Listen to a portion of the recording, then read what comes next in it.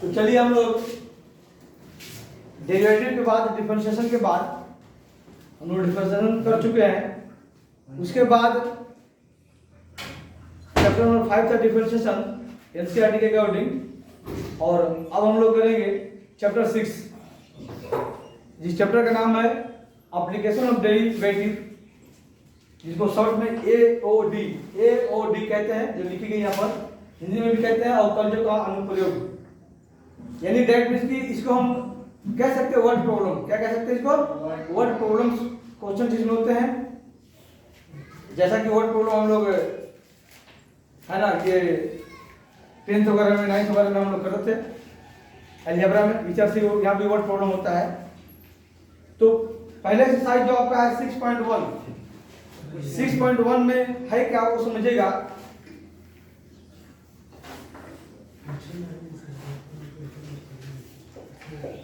Six point one में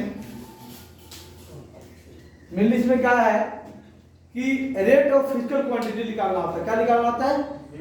rate of physical quantity, है नहीं? फिजिकल क्वांटिटी यानी फिजिकल क्वांटिटी आप समझते ही हो, नहीं समझते हो? अच्छा, राशि यानी भौतिक राशि का दर निकालना होता है। दर निकालना होता है तो कभी रिस्पेक्ट टू टाइम दिया रहेगा, ध्यान दीजिए यहाँ पर, कभी रिस्पेक्ट टू टाइम दिया रहेगा, कभी रिस्पेक्ट टू रेडियस, कभी रिस्पेक्ट टू कोई साइड। जैसे मान लीजिए कि किसी का वॉल्यूम है, तो वॉल्यूम में इंक्रीज हो रहा है या डिक्रीज हो रहा है, इंक्रीजिंग रेट या डिक्रीजिंग रेट निकालना होगा, है ना? तो कभी ये भी कह सकता है कि विद रिस्पेक्ट टू साइड, यानी साइड उसके भुजा के रिस्पेक्ट में निकालना हो, सापेक्ष जिसको हिंदी में कहते हो, भुजा के सापेक्ष में निकालना हो। कभी सर्कल है ना? सर्कल है तो सर्कल का मान लीजिए सर्कमफेरेंस हो, सर्कल का वृत्त का एरिया यानी क्षेत्रफल हो, उसका रेट निकालना है इंक्रीजिंग और डिक्रीजिंग, है ना? तो वो भी हो सकता है कभी बेटा वो भी हो सकता है टाइम के रिस्पेक्ट में या फिर उसके रेडियस के रिस्पेक्ट में हो सकता है। तो मतलब इसे 6.1 का मतलब तो मुझे मिल यही है कि आपको rate of change of physical quantity increasing और डिक्रीजिंग। अगर आंसर अगर माइनस में आ गया है तो वह डिक्रीजिंग हो जाएगा, यानी घटते हुए घट रहा है, और अगर आंसर प्लस में आ गया है तो बढ़ रहा है, इंक्रीजिंग रेट है वो। बस इतनी सी बात इसमें है, कोई और बड़ी बात नहीं है। और 6.1 है बबलू, 6.1 बहुत ही आसान एक्सरसाइज है। 6.2 जब चलेंगे उसमें हम लोग इंक्रीजिंग डिक्रीजिंग पढ़ेंगे, थोड़ा सा उसमें हल्का सा मेहनत है ना, लेकिन वो भी बाई ग्राफ पढ़ेंगे हम लोग, तो मेहनत उसमें भी बहुत कम हो जाएगा। तो आइए हम लोग पढ़ते हैं। जैसे समझ लीजिए कि मान लीजिए कोई सर्कल दिया हुआ है, अनेक तरह के क्वेश्चन इसमें होगा। जैसे मान लीजिए कभी क्या जाएगा, कोई एक बैलून है, तो बैलून में हम माउथ ब्लोइंग कर रहे हैं, हम लोग मुंह से फूंक रहे हैं, तो मुंह से फूंकने तो इंस्टेंट कभी मान लीजिए 5 सेंटीमीटर रेडियस हो गया, उसको और भी हमने उसको और भी ब्लोइंग किया और हमने मुंह से हवा दी उसमें, तो बड़ा होकर मान लीजिए कि उसका रेडियस से 7 सेंटीमीटर चला गया, है ना? तो रेडियस इंक्रीज किया ना यहाँ पर, तो उसके वॉल्यूम में कितना इंक्रीज किया? Change of rate of increasing of क्या देयर वॉल्यूम, ये फाइंड करना होगा। तो यहाँ पर ये समझ आ रहा है कि रेडियस के रिस्पेक्ट में करना होगा, यानी त्रिज्या के सापेक्ष करना होगा यहाँ पर, है ना? यहाँ पर यानी हम इस हालात में निकालेंगे हम लोग, जब वॉल्यूम की बात को ध्यान समझेगा, है ना? यानी हमने कहा कि change of rate of increasing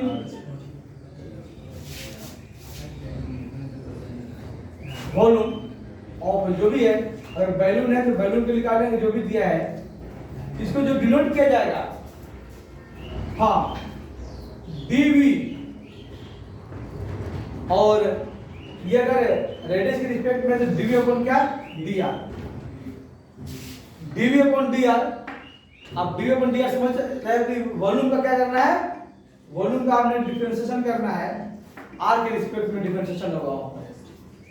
कभी मान लीजिए अगर एरिया का हमने बताना है तो डी अपॉन डी आर हो जाएगा, है ना। इस तरह से क्वेश्चन उसमें दिए होंगे और हम वहां फाइंड करेंगे। क्लियर है? तो सबसे पहले कोई एक क्वेश्चन बोलिए, चाहे पकड़िए कोई।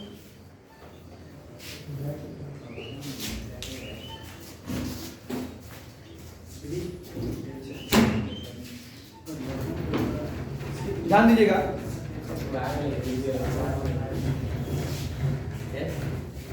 जैसे आपके बुक में एग्जांपल, हम पहले फर्स्ट एग्जांपल ले लेते हैं हम लोग। कह रहा है कि find the rate of change, find the rate of change. और बबलू लोग थोड़ा सा ठीक समझिएगा, स्टार्टिंग है हाँ, लेकिन इसमें ठीक से हो जा सकता है जिनको डिफरेंशिएशन क्या है एकदम कंफर्म है। अब जो डिफरेंशिएशन में बोलेगा हम नहीं आए थे, हम छुट्टी पे थे, तो फिर तो छुट्टी में ही रहोगे, या बैठ के भी छुट्टी में रहोगे, सामने बोर्ड के सामने बैठते हुए छुट्टी में रहोगे, है ना। ये डिफरेंशिएशन का एकदम पूरा उपयोग है, अनुप्रयोग आपको लिखा हुआ है, अब कॉलेज का अनुप्रयोग है ना। तो find the rate of change of the area of circle, क्या है area of circle, rate of change of area of circle, यानी वृत्त के क्षेत्रफल में क्या परिवर्तन आया है, उसके क्या दर में परिवर्तन आया है, वो फाइंड करना हमने with respect to its radius. देखिए लिख दिया है विद रिस्पेक्ट टू इट्स क्या रेडियस, समझिएगा।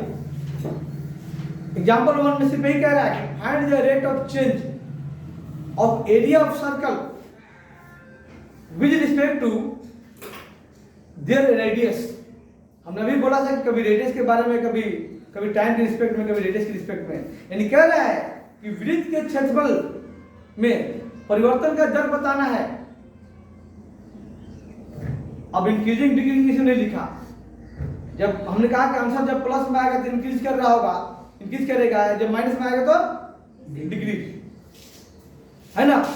तो और इसने दे दिया फिर लास्ट में ये रेडियस कितना हो 5 सेंटीमीटर, इसने बोल दिया कि रेडियस कितना है 5 सेंटीमीटर। रेडियस समझते हैं, त्रिज्या, त्रिज्या कितना है 5 सेंटीमीटर। आइए तो हम लोग ये एग्जांपल फर्स्ट करेंगे हम लोग।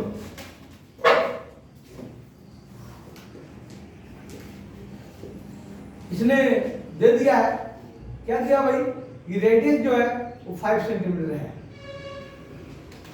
है ना। और टू फाइंड करना है वो लिख लीजिए, हम लोग लिख लेंगे। टू फाइंड क्या करना है, तो rate of change in area, एक बबलता रह गई उधर कर रहे थे सर, फूल गया। आइए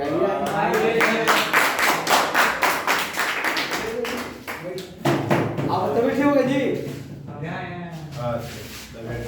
ऐसी चल रहा है।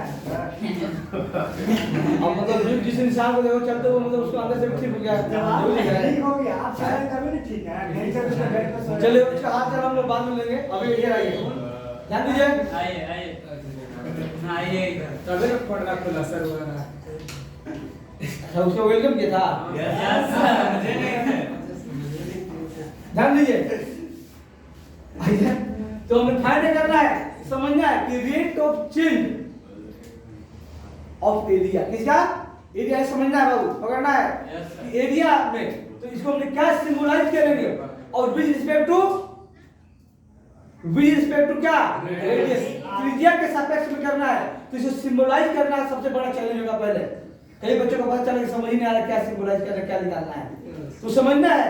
तो करना कि रेट ऑफ चेंज है ना, यानी क्या कि ऐसा डाल सकते हैं डी ए अपॉन क्या, डी अपॉन क्या, राइट, डी अपॉन क्या, डी आर, डी अपॉन क्या फाइंड करना है, डी आर, डी भी ना दे देना नहीं एरिया अब वॉल्यूम लिखे सर वो तो भाई ऊपर बताया था, अलग चीज बताया था, हमने समझाया था उसमें कैसा हो सकता है। क्वेश्चन में दिया हाँ लेकिन क्वेश्चन में बात कर रहे हैं हम लोग। Yes sir one question example में rate of change in area of circle with respect to radius, radius के सापेक्ष में, त्रिज्या के सापेक्ष में, त्रिज्या को आप आर लेते हो सर्कल के, उसको हमने तो डी अपॉन डी, जैसे मान लीजिए कि हम लोग पढ़ते हैं है ना, आप क्या निकालते हो भाई, ये निकालते हो जी कि dy अपॉन dx निकालते हो, मान लीजिए yes dy dy upon dx निकालते हो है ना, तो dy अपॉन dx मतलब क्या समझते हो, x के सापेक्ष में x के सापेक्ष में y जो फंक्शन दिया उसका हम डेरिवेटिव कर रहे हैं, प्लस कर रहे हैं, यही ना। तो अब यहाँ पर एरिया, किसका एरिया, सर्कल का है, ये सर्कल है ना, ये ध्यान रखना है कि जो दिया गया है वो सर्कल है। तो सर्कल के एरिया हमने r के त्रिज्या के सापेक्ष में हम जब डेरिवेटिव कर देंगे तो निकल जाएगा चेंज ऑफ क्या, रेट, चेंज ऑफ क्या, रेट। हमने कहा प्लस आएगा तो डिक्रीजिंग, माइनस आएगा तो रेट ऑफ चेंज है, रेट ऑफ चेंज तो ये हुआ रेट ऑफ चेंज, ठीक है। तो चेंज इन क्या हुआ, change in rate of area निकलेगा, ध्यान दीजिएगा। आइए तो क्या होगा, सॉल्यूशन करेंगे हम लोग, सॉल्यूशन करेंगे हम लोग, तो बस कुछ नहीं करना है, सबसे पहले आप लिख लीजिए कि भाई एरिया ऑफ सर्कल कितना होता है, एरिया ऑफ सर्कल एक बार लिखते हम लोग, एरिया ऑफ सर्कल यानी ए क्षेत्रफल, तो क्षेत्रफल होता कितना है वो आप पता होगा आपका कि 2 पाई r होता है ना, नहीं सर कुछ और करना पाई आर स्क्वायर उसी में कह रहे हैं, पता रहेगा तब पता रहेगा, कुछ लोग सोते रहते हैं ना, लोग कहते हैं उनको चल रहा है, सुन रहे हैं कुछ भी, पाई r स्क्वायर होता है, ठीक है, क्योंकि 2 पाई r जो होता है वो सर्कमफ्रेंस होता है, परिधि होता है, क्या होता है, परिधि होता है। आइए तो बस कुछ नहीं करना है, अब इसको हमने निकालना है क्या, डिफरेंशिएट कर देना है,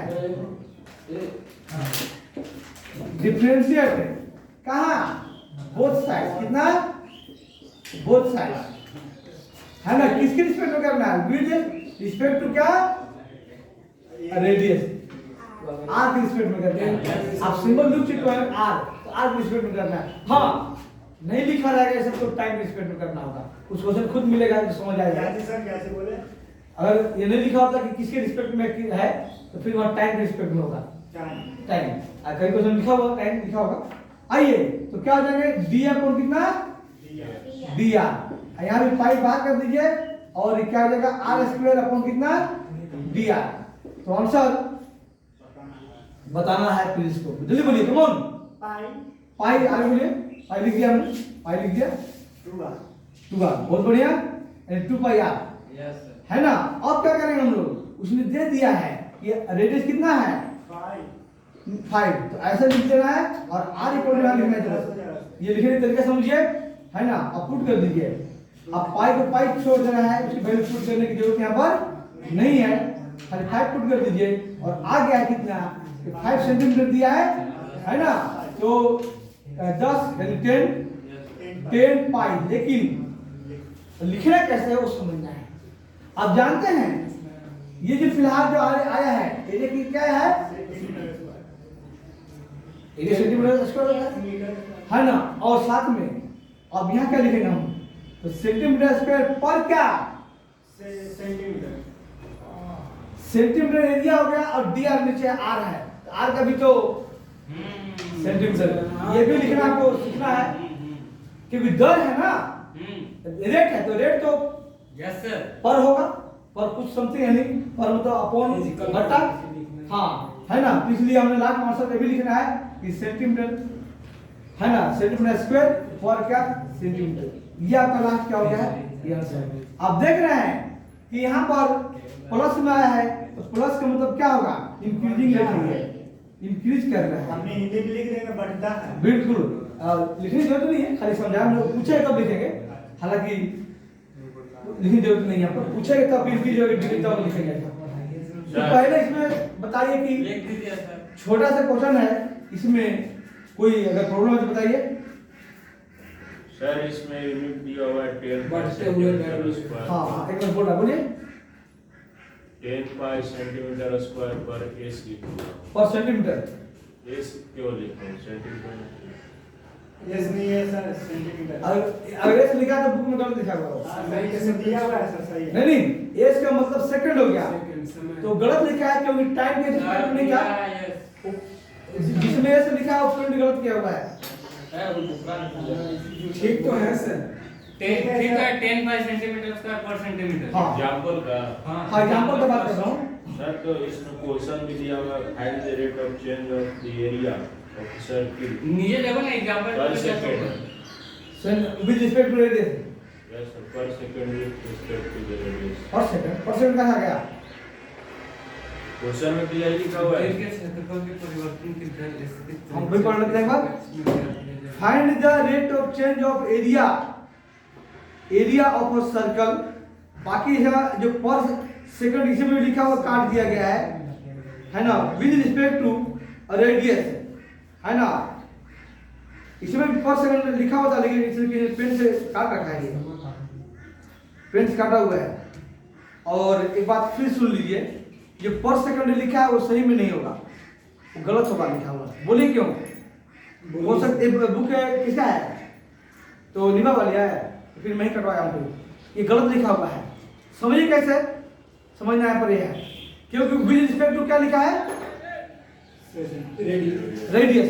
तो रेडियस का यूनिट क्या होता है? खुद इसमें लिखा है 5 सेंटीमीटर, तो सेंटीमीटर। तो नीचे में तो आप दिया है, नीचे में dt होता टाइम, ऐसा क्वेश्चन मिलेगा dt होगा तो फिर यहाँ पर सेकंड आएगा है ना। लेकिन इसने बुक में प्रिंट गलत कर दिया हुआ, लिखा है पर सेकंड, इसमें कटा हुआ है पर सेकंड लिखा हुआ है, तो पर सेकंड जो लिखा है वो गलत चीज लिखा है। आंसर में भी पर सेकंड कर दिया है। तो हम लोग खुद समझना है कि जब भाई डी अपॉन डी आ रहा है, dt तो है नहीं अपॉन में dt होता तो पर सेकंड आएगा, लेकिन अपॉन में तो डी आ रहा है, तो डी आ रहा है तो इसलिए क्या होगा? इसी dr का ये आया सेंटीमीटर जो नीचे है ना, आ रहा है इसी r का सेंटीमीटर लिखा है। हाँ सर, तो जब d अपॉन dt होगा ना तब पर सेकंड होगा।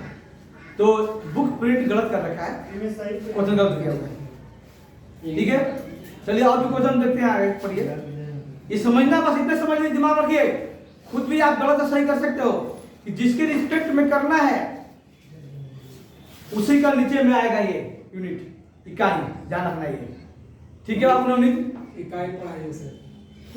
चलिए तो आगे में सेकंड एग्जांपल है, द वॉल्यूम ऑफ क्यूब आ गया है कि जितने मेंस्ट्रुएशन आप कर चुके हो, ध्यान सुन लीजिए, आप 9th 10th 11th तक जितने मेंस्ट्रुएशन किए हैं, आप जितने स्ट्रेट लाइन किए हैं है ना, रैखिक वाला जो 11th में था लाइन, और जितने आप पैराबोला, हाइपरबोला, एलिप्स, वो सब का फॉर्मूला इसमें समाहित है, यानी घुसा हुआ है, कुछ याद नहीं होगा सर, सब आएगा इसमें है ना, पूरा मेंस्ट्रुएशन आएगा इसमें। लेकिन से कुछ नहीं याद होगा। अच्छा अभी याद आ जाएगा, धीरे धीरे आ ही जाएगा।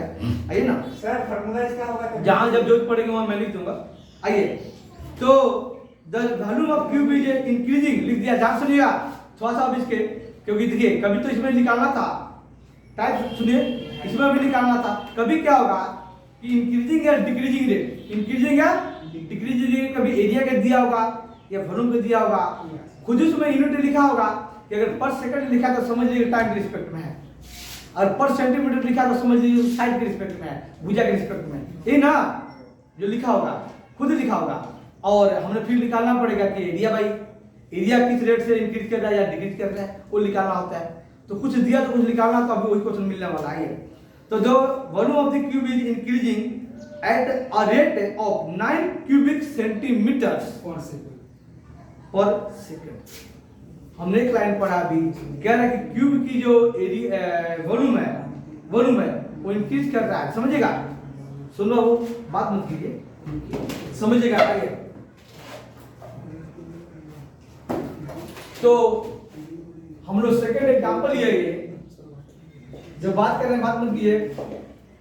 हमने कह रहा कि भाई डीवी अपॉन क्या, हमने जो दिया है क्यूबिक सेंटीमीटर पर सेकंड, तो पता लग गया पर सेकंड का मतलब क्या है, dt टाइम, dt। तो नीचे क्या आएगा, पर सेकंड की किनारे से किसी से पकड़ना है ना सर? बिल्कुल उसे पकड़ना है, मैं सिखा रहा हूं आपको पकड़ना। उस पकड़ना की dt दिया हुआ है, कितना दिया है भाई?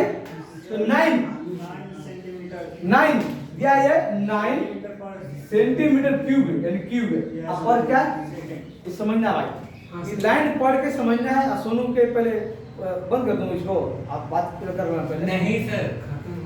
तू चुप है पहले, ओके सर। ध्यान दीजिए। अमीर बन गए। तो आगे में कह रहा है कि how fast is the surface area increasing which the length of the edge is 10 centimetre. Edge मतलब जो किनारा कहते हो, क्यूब का जो साइड है, जो हम किनारा कहते हैं इंग्लिश में एज कहते हैं उसको, कि 10 सेंटीमीटर है वो, तो कितने फास्ट है उसके एरिया क्षेत्रफल इंक्रीज करेगा, बढ़ेगा। ये बोल दिया, यानी प्लस में आंसर आएगा इसका मतलब। अगर माइनस में अगर आ गया तो समझ नहीं कुछ मिस होगा। क्वेश्चन पहले समझ गए कि पहली लाइन का मीनिंग था कि उसका वॉल्यूम इंक्रीज करना था, खुद दिया हुआ था उसमें, और उसको हमने लिखा पर सेकंड था, इसलिए हमने लिखा कि dv/dt दिया हुआ है, ये गिवन है, बस गिवन इतना ही है। एक और दे दिया है, इसकी एज और की लंबाई 10 सेंटीमीटर है ना, यानी एज जो दिया है ना, उसकी जो साइड दिया है वो हम साइड भी लिख लेंगे, है ना। वो क्या दिया भाई? तो वो दे दिया कितना? 10 सेंटीमीटर। उसको हम रिलेट करेंगे हम लोग। आइए, टू फाइंड करना है, टू फाइंड करना है डी अपॉन क्या, जब ये dt के रिस्पेक्ट में टाइम के रिस्पेक्ट में, या टाइम के रिस्पेक्ट में होगा, ठीक ना। क्लियर है पर? आइए सॉल्यूशन करेंगे हम लोग। सर dt का मतलब ये आपका वॉल्यूम किसके रिस्पेक्ट में है? टाइम के रिस्पेक्ट में है, तो फिर एरिया भी टाइम के रिस्पेक्ट में जाएगा ना, ये चीज हुआ है ना। वो अब ऐसा नहीं कि ये अब आर ये साइड के रिस्पेक्ट में कर दो, ऐसा नहीं होगा। आइए ध्यान दीजिएगा। तो हम लोग सबसे पहले क्या करेंगे, वॉल्यूम लिखेंगे कि वॉल्यूम किसका? क्यूब। तो अभी तो याद होगा, इतना भी याद नहीं है, याद है सर? उससे पहले हम लोग एक बार लेट कर लेंगे हम लोग। इसका जो साइड है, जिसको आप हिंदी में कहते हो क्या, किनारा कह लेते हो या भुजा कह लीजिए, की बात है, उसको हम लोग लेट कर लेंगे क्या, x ले लेते हैं हम लोग। तो x सेंटीमीटर कितना, ये लेट कर दिया, ठीक है जी। क्यूब समझते हैं, क्यूब मतलब क्या, घन, घन का, मान लीजिए रूम में मान लीजिए घन है तो ऐसे घनात, घन मान लीजिए। इसका जो साइड है या साइड है उसको हमने x मान लिया है, तो इसका वॉल्यूम कितना हो जाएगा? x cube. x क्यूब, क्योंकि भुजा क्यूब क्यों होता है, ठीक है। अब ध्यान दीजिएगा, इसको डिफरेंशिएट कीजिए, डिफरेंशिएट करना है, differentiate both sides, both sides with respect to time। With respect to time. And यहाँ टाइम के रिस्पेक्ट में करना है, क्योंकि ये जो दिया गया है टाइम के रिस्पेक्ट में दिया हुआ है, इसलिए टाइम के रिस्पेक्ट में करना है, ठीक है। आइए, dv अपॉन कितना, dt इक्वल टू dv, यानी एक बार लिख लीजिए, x क्यूब है और dt, यही ना। आइए, इसकी वैल्यू दिया हुआ है, पुट कर दीजिए, कितना है? 9 सेंटीमीटर क्यूब पर क्या, सेकेंड। ये करेंगे 3x², x क्यूब का डेरिवेटिव डिफरेंशिएशन, 3 पहले आ गया, x² हो गया, और क्या? Yes sir. हाँ सर। बताया सर। भाई हमने लिख दिया है, अभी आपने यहाँ किया था, फिर यहाँ भी एक हिंट देता हूँ। यहाँ किया था आपने r को r के रिस्पेक्ट में किया था, तो आपने लिखा 2πr, और फिर चेन रूल से हमने r किया, तो r को r के रिस्पेक्ट में क्या 1 होगा, जैसे x के x के रिस्पेक्ट में x का डेरिवेटिव क्या तो 1 होता है, ऐसे यहाँ r का r के रिस्पेक्ट में डेरिवेटिव कितना हो गया, और प्लस कितना 1 हो गया। लेकिन अब यहाँ पर यहाँ x को x के रिस्पेक्ट में थोड़ी करना है। हाँ, अगर x को x के रिस्पेक्ट में करना होता, यहाँ भी 1 आता जैसे कि यहाँ आया, लेकिन यहाँ पर x को t के रिस्पेक्ट में है, तो हमने x का लिख दिया 3x²। अब आगे में क्या लिखूं, चेन रूल लगेगा ना, तो आगे में क्या लिखूं, ये बताना है फिनिश को।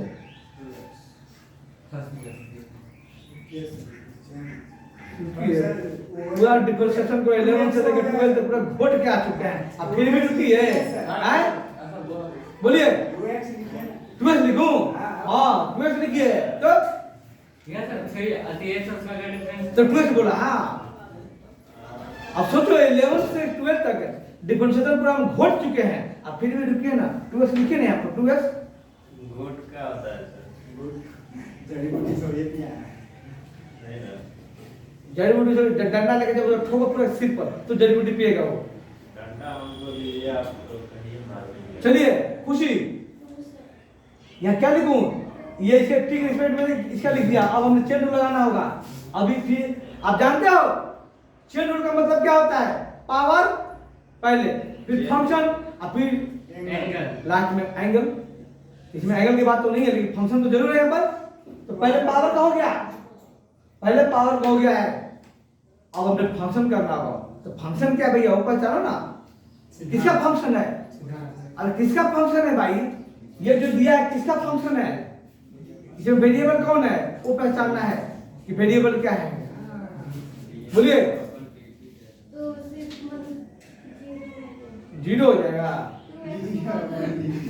पूछिए ना सर, ये ध्यान नौनी से आप बता ही दे रहे सर हो। Sir sir sir sir sir सुनिए, नहीं सुनेगा बस। रुकिए सर निखिल, निखिल नहीं सुनो क्या बोलो? अरे शर्म करो, हम क्लियर कर शर्म करो कि फंक्शन इसमें एक्स है, वेरिएबल एक्स है ना? तो एक्स का डेरिवेटिव करना है। जैसे यहाँ पर आर डेरिवेटिव हुआ था, इसके बाद आर का हुआ था, तो डीआर अपन में डीआर यानी आर का डेरिवेटिव आर के रिस्पेक्ट में 1 था। डीएक्स का एक्स के रिस्पेक्ट में डीएक्स अपॉन डीएक्स यानी 1 होता है। अब ये मतलब बोला काट के 1 करती है कि डीएक्स अपॉन डीएक्स काट दिए तो 1 हो गया, ऐसा नहीं।